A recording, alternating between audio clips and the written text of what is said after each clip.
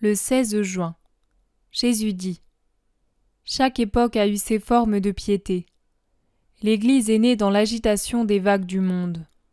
Les vierges et les personnes consacrées vivaient mêlées à la foule des païens, lui apportant le parfum du Christ qui les imprégnait, et elles ont conquis le monde pour le Christ. Puis vint le temps des austères ségrégations. S'ensevelir loin du monde était, selon les idées de l'époque, nécessaire à la perfection et à la rédemption continue des âmes. Des monastères, des ermitages, du fond des cellules murées, des torrents de sacrifices et de prières se répandirent sur la terre, descendirent au purgatoire, montèrent au ciel. Plus tard furent fondés les couvents de vie active.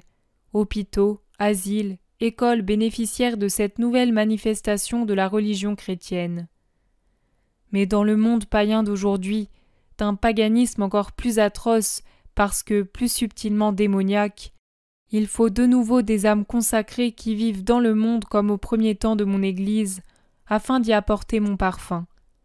Elle résume en elle-même la vie active et la vie contemplative en une seule parole, victime. Combien faudra-t-il de victimes à ce pauvre monde pour obtenir la pitié ?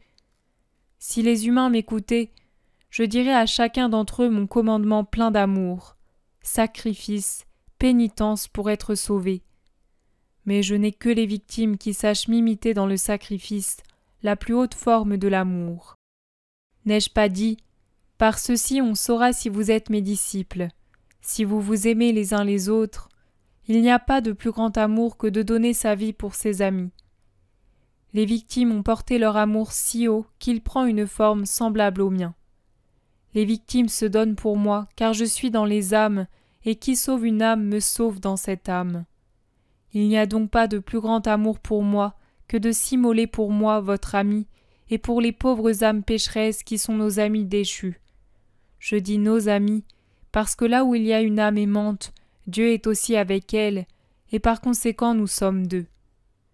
Tu penses souvent avec regret à la vie claustrale, mais pense, ma chère âme, que d'être victime te rend semblable aux cloîtrés les plus austères. La victime adore, la victime expie, la victime prie. La prière d'une victime est égale à celle d'une cloîtrée, avec en plus la difficulté d'avoir à vivre d'oraison au milieu des dissipations du monde.